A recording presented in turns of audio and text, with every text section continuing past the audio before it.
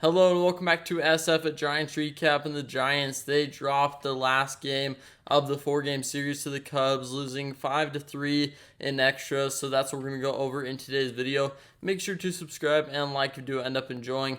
But the Giants today, they came back. They were down 3-0, came back, scored 3 runs on a double, wild pitch, and then an infield single. So that was great to see there to come back, have a little bit of life. But then the offense just went dead, and we saw no one step up.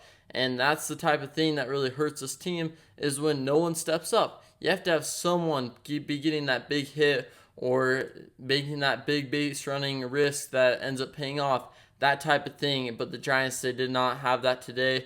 And losing 5-3, we should be able to come back from that and have our pitching dominate enough to help us get the offense going.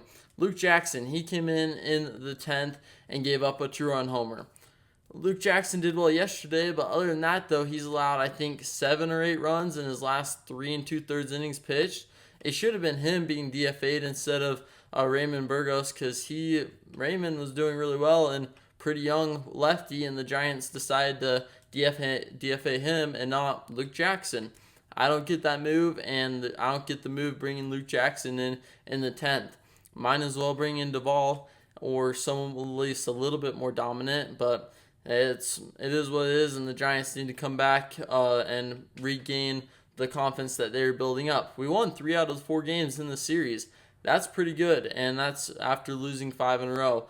But losing this one kind of hurts because it was a very winnable game, and it wasn't even a bad loss. It was just one that kind of got out of our hands too late and should have been our game.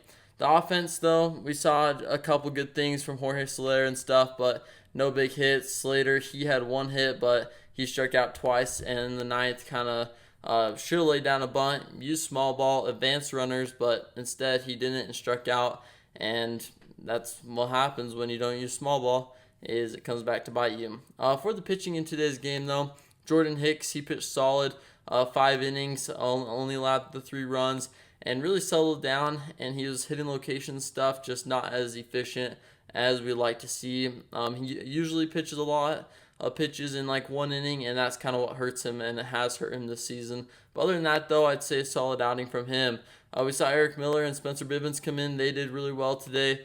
They were hitting their spots, challenging Cody Bellinger. That Eric Miller-Cody Bellinger battle was really good, and I like to see him just going after him, say, hit this, and throws it right down the middle at 97, and Bellinger swings right through it, so that was pretty cool. We saw Ryan Walker have a nice inning, come back after a hit, and then we saw Sean Jelly, who's always been really good, especially this year, and had a nice clean inning, even though he allowed a couple runners, but he recovered and did well. So it wasn't a bad loss, just a one that we should have won. So that will do it for today's recap, and I'll see you next time for a new SF at Giants Recap video.